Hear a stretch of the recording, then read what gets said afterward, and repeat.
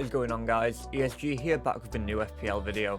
In today's video, I'm going to be looking at both Salah and Haaland and seeing who is more essential to get into your team ready for game week 1. As always, if you do enjoy the video, make sure to hit that like button and subscribe if you are new. And with that being said, let's get into it.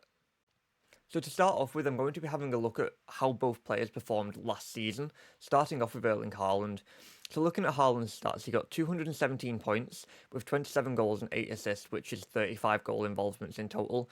His expected goal involvement was 31.75, so he actually returned more than he was expected to. And he got 29 bonus points, which is nice. And bonus points are something that we need to look at a lot this season, with the changes that have come to the bonus point system in FPL. So if you're not aware, it is looking more like attackers and midfielders are going to get more bonus points than defenders, because if a defender concedes a goal, they get minus bonus points straight away for every goal scored, and it's now more bonus points minus than last season, meaning that if a team doesn't keep a clean sheet, which with the way that the league's going, there's a lot less clean sheets coming in. Apart from the likes of Arsenal, tend to keep a clean sheet in near enough every game, and they kept the most last season. But as soon as anybody concedes a goal, they're automatically pretty much out of the running to get bonus points, which is why I think you need to be very specific about what defenders you go for, but also about what attackers and midfielders you go for, so that you can make the most out of the bonus points that you could get. But if we have a look at the breakdown of his points, the 35 goal involvements in total is more than the games that he started. Haaland was injured for a little bit of the season, so missed a few games. So the fact that he still managed to get more returns than starts is incredible. And I know that he's coming in at 15 million this season, which is a lot. But based on last season's stats, it is deserved. And with 217 points last season, I think he will get that this season, if not more, especially with him being the only striker for Man City now. Alvarez has left to go to Atletico Madrid, so they don't really have another backup striker unless they bring somebody in, which I can't at the minute see happening. They've not been linked with anybody. I know that he only went yesterday, so there is still time. But I think Haaland is one of those players. He's one of the only players in Man City's team that won't be rotated or dropped. So there is that going in his favour. But I want your thoughts in the comments about that. Do you think that he'll be rotated a little bit more if they get in another striker? Or do you think he will be that starting striker and will almost double his return from last season? So moving on to Mo Salah's stats from last season, and they are pretty similar to Haaland's points-wise, but spread out a little bit more in the goals and assists. So if we have a look at Salah's points, he got 211 points with 18 goals and 12 assists. So that's already more assists than Haaland. However, that's only 30 goal involvements in total instead of Haaland's 35. So Haaland is topping him in that position. If we have a look at Salah's expected goal involvements, it was 28.36, which is similar to what he actually returned. He returned 30 times. So he returned 2 more times than the expected, which is pretty common and guaranteed, and his bonus points were only 24. But again, that could be more this season based on how the bonus point system is changing for this season. Salah's goals that he scored, a few of them were penalties, but the majority were outside of play. However, Salah did miss 2 penalties last season, which reduced his points tally, because if you miss a penalty, you get minus points, which is never nice to see. Whereas Haaland didn't miss any of the penalties that he took. The only issue I have with Salah for this season is because they have a new manager at Liverpool. It is hard to say, first of all, where Salah will be playing. Will he be playing out on that right wing? Will he be playing through the middle? Will he be that penalty taker? And also, what will his minutes be like? In pre-season, Liverpool haven't had a full team, so Salah was playing quite a lot. But now that they've got a full squad back, will he be playing every game? Nobody really knows, so it is worth keeping that in mind for Salah. But I am going to be going on a little bit later on about some cheaper alternatives that you could get in if you weren't looking to go for Salah or Haaland. But I think one of them will be essential for your team. But with Salah's return from last season, he was injured from January to about March, which is usually the AFCON run as well. So he didn't go to AFCON, but he was injured, so he still missed games there. So managing to get 30 goal involvements in the games that he played, I still think is really good. So both players had injury troubles last season, and they both got a similar amount of points. So they're kind of drawing even in that category for now. But I want your thoughts in the comments. Who at the minute is looking more likely for you? Are you looking more towards Salah, or are you looking more towards Haaland based on the points that they did get from last season? So next up, I just wanted to take a look at who the cheaper alternatives are if you're not wanting to go for the likes of Haaland or Salah. So starting off with Haaland, I've only gone for two players because they don't have another striker at the minute, as I have mentioned. So I've gone for two midfielders in Foden and De Bruyne. The only issue with both of these is they could be a minutes risk at the start of the season, with them not training in pre-season because of them being in the Euros. But I think that because of last season and because of Alvarez now leaving, I think they could both be getting quite a bit of game time, which is why I've included them both. So if we look at Foden first, last season he got 230 points, 19 goals and 8 assists, which was really nice. So he got 27 goal involvements in total and 230 points. I think he was the second or third highest scoring midfielder in the game last season. And I think this season, if he's playing as many games as last season and he's playing a similar position, which is more of like, he wasn't really playing on the left wing, he was playing more of a central attacking midfielder. I think he could return a lot more this season or get similar to last season. Now, last season, Foden played a lot more because De Bruyne was injured for the majority of the season. So, with De Bruyne now being back, could that limit where Foden plays and how many minutes he plays? Potentially, yes. But if it is looking like he's going to be playing a lot, I think for 9.5, coming in a lot cheaper than Haaland, Foden could be that one to get into your team. And it then frees up a position up front as well, for you to go for somebody like a Watkins or an Isak, or even a Solanke if you wanted to. Then looking at De Bruyne, now as I mentioned, De Bruyne was injured for a lot of last season, so he didn't get as many points or returns. He got 98 points, 4 goals and 10 assists, so his assists were incredible when he came back from injury. But because he was out injured for so long, and I don't really think he's fully recovered from his injury yet, that could limit his minutes again. And with Foden and De Bruyne playing similar positions, I think they might be rotated a lot with each other, which is why I've included these two first before I've gone to the Liverpool section, because I feel like for this, especially Haaland is a lot more essential because he is guaranteed minutes, whereas these other two probably aren't. I know that Alvarez has left, so it opens up a position, but with Oscar Bob playing so well in pre-season, I think he could step into it, and he's coming at 5 million, and I was going to include him in this section, but we don't really have too many stats from him from last season. But if you're not familiar with Bob, he's Norwegian, and in pre-season he's got a lot of assists and got a few goals as well, and he's looking really sharp. So I think he could be this season's Cole Palmer, like Palmer was last season.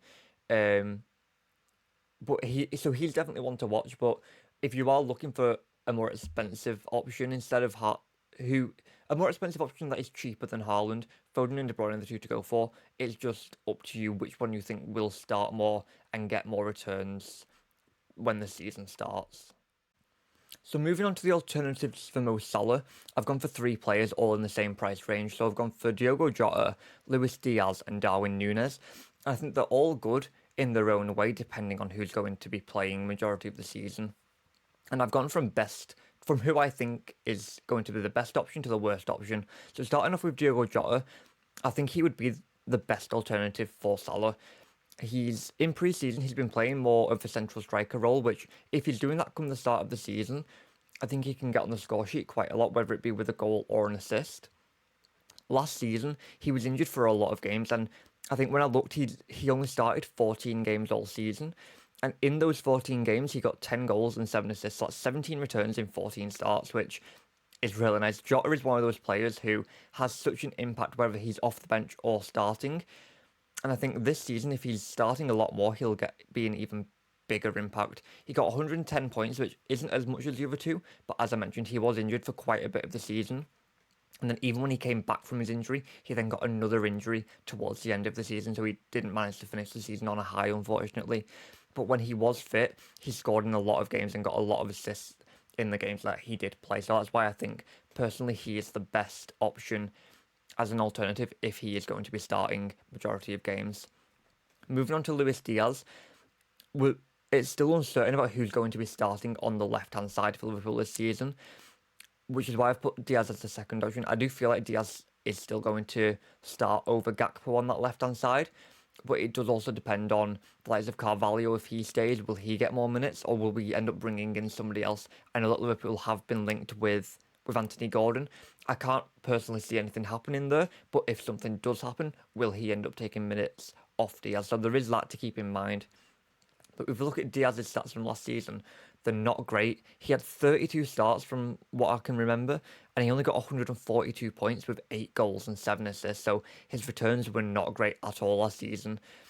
I know that he had a lot of personal issues going on, which may have affected how he was playing the games, but with the starts that he did have, only returning 15 times, Jota got more returns in less games. So I feel like Diaz is one of those. It's a double-edged sword where some games he can play extremely well and get loads of returns, or at least get you a return, and other games he could blank. He could blank for 3 games in a row and then have one really good game. So I've put Diaz as the second option, but I would probably avoid him. He's only there because it's looking like he would start the majority of games. Then moving on to Darwin Núñez.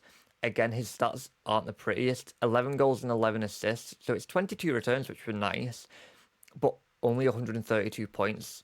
Now, Núñez last season didn't start every game. There were times that under Klopp he would be benched a lot mainly because of his finishing. I think everybody knows and can see that Darwin Núñez isn't the best when it comes to one-on-one with the goalkeeper. But when he is on form, he can score some incredible goals. It just depends where he's playing and how he's playing. Now, with the new system under the new manager, could he bring out the best in Núñez? Possibly, but we're yet to see it because he's not played in pre-season, which is why I've put him last on this list. We don't know where he's going to play or if he's going to play. So for now, I would probably steer clear of Darwin Núñez just until we get some confirmation about A, whether he is playing, and B, how he's playing. But with the fixtures that Liverpool have, which I'm going to go on to in a minute, it may be worth having, even if you're going with Salah, it may be worth having another forward in there because they could get quite a few goals, but we'll go on to the fixtures now. So really quickly, I just wanted to touch on who has the better fixtures for the opening few game weeks. So I'm going to look at them side by side. Now, on paper, it already looks like Liverpool have the better fixtures, but it's not as deep as that. So if we have a look at game week 1, Liverpool have Ipswich away, Man City have Chelsea away. Now, on paper, yes, Liverpool have the better fixture there. However, in pre-season, Man City played Chelsea and beat them 4-2. Now, yes, that was pre-season, neither team has the full team, but Chelsea were looking really, really rocky defensively, and under a new manager, I think City could end up taking that game 100%. Any day of the week, City should take that game, no matter if they're at home or away. It just depends on what the scoreline will be and who will score. Can I see Haaland scoring in that game?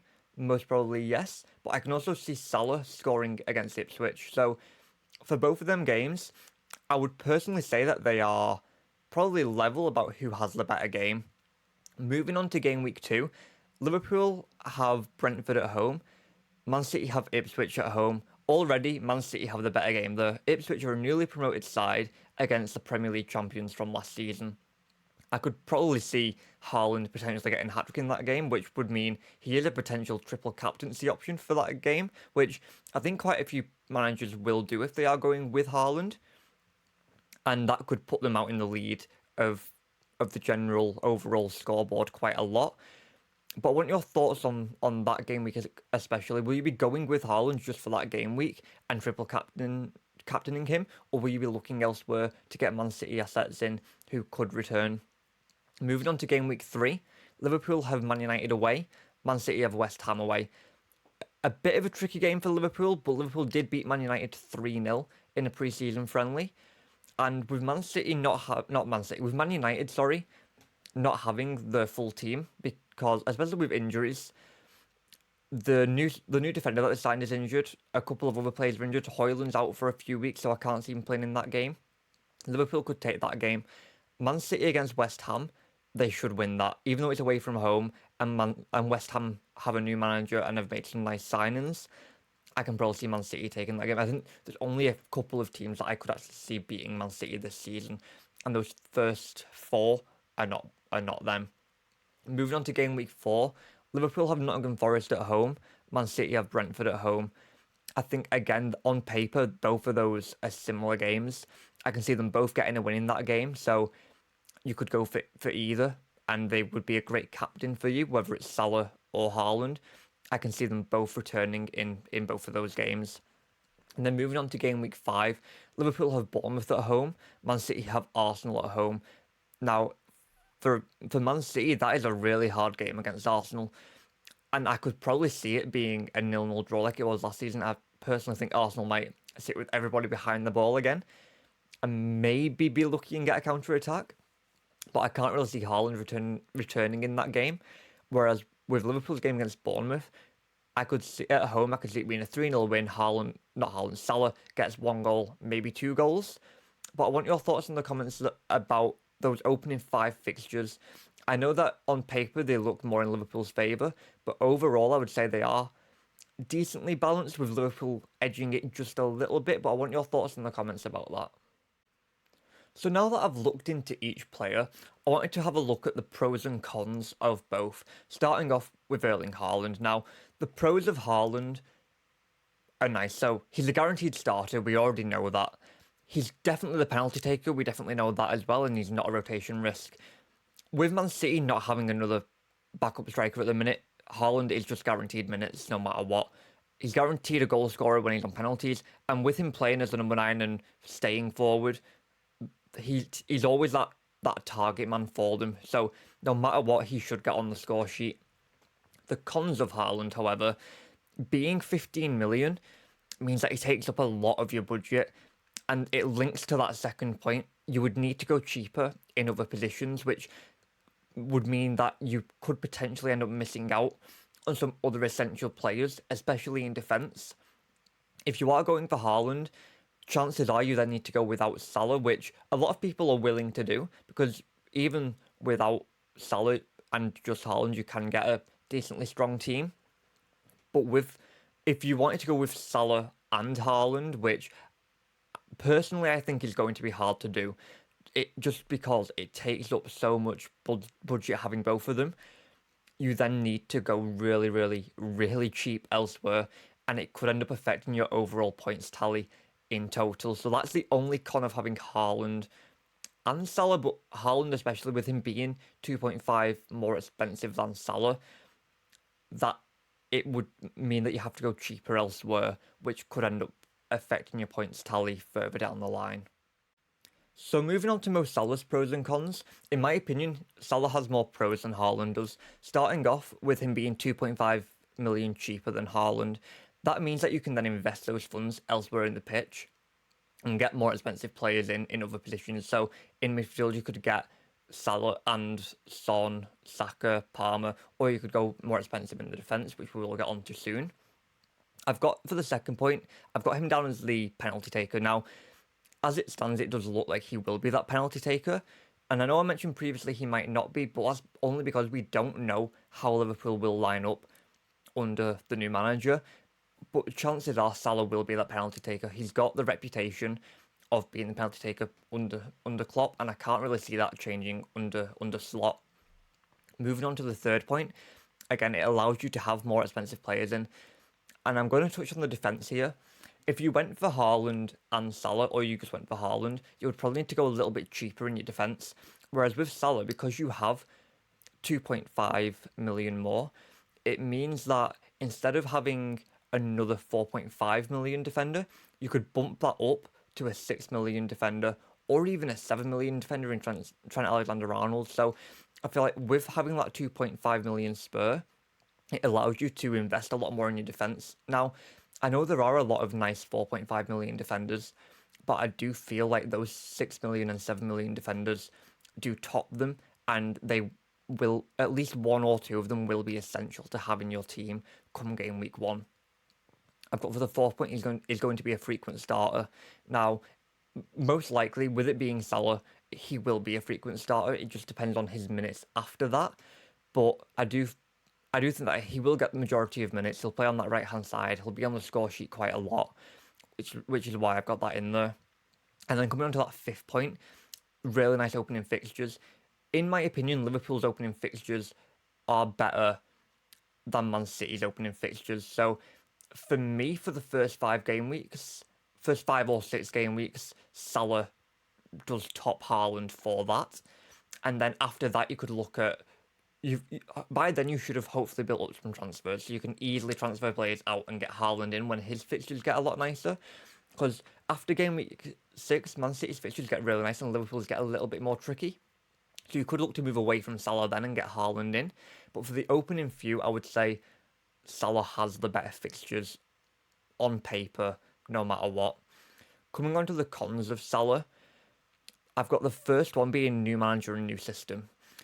Because of Liverpool having a new manager and a new system, nobody really knows how they will perform in the Premier League. It's a lot different than pre-season. In pre-season, nobody has the full teams. Teams aren't taking it full on like they would be in the Premier League.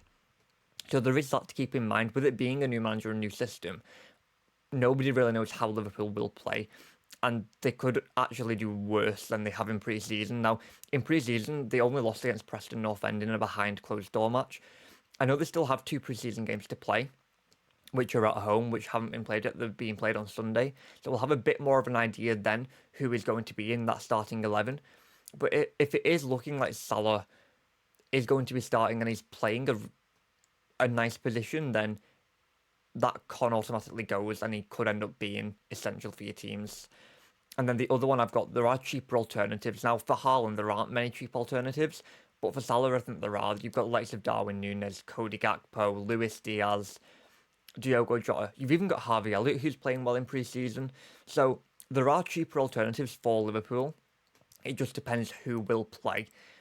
As soon as we know who is playing, 100% there are cheaper alternatives that you could get in. But for now, I would say Salah is that bit more guaranteed starting. But I want your thoughts in the comments. Out of the pros and cons, who would you say is more essential? Is it Salah or is it Haaland?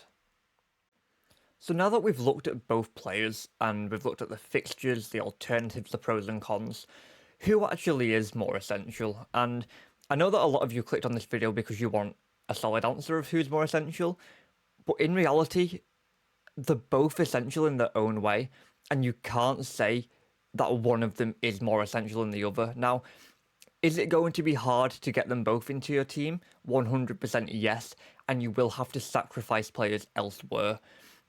But it is doable. I have done a video before, which I will link below, and I'll put it at the top as well. It should be in this top corner. I've done a Salah and Haaland draft before, which looked really nice. And I still think it looks nice. Now, you could go for any players in the positions, and I do mention that in the video, but if I was to pick one of them to go with, people are going to think I'm biased here because I am a Liverpool fan, but I would go for Mo Salah, only because he's 2.5 million cheaper, and it means that I can go a bit more expensive in the attack and in the midfield instead of just having Haaland. Now, does that mean that you can't go with Haaland? Absolutely not. If you wanted to go with only Haaland and not Salah, I don't think that would be a problem at all. As I have mentioned, there are cheaper alternatives than Salah, and it could actually work out a lot better in your teams long term. But for me, I'm going to go for Salah, but everybody is going to be different. Again, there isn't a right or wrong answer who is more essential. I think no matter how you look at it, both of them are extremely essential to have, but majority of teams will only be having one of them. I think at the minute, a lot more teams have Salah than Haaland, but that could end up switching. There's still a week before the season starts, so anything can change from now and then. But I want your thoughts in the comments. Who are you going to be going for? Are you going to be going for one of Salah and Haaland? Or are you going to be going for both and trying to get them both in your team ready for game week 1? So there we have it, guys. That is going to be it for today's video. I hope that you did find it useful and it gave you a bit of a better understanding about both players and who you wanted to get into your game week 1 draft ready for next Friday. As always, if you did enjoy the video, make sure to hit that like button and please subscribe if you are new. And until next time, thank you for watching.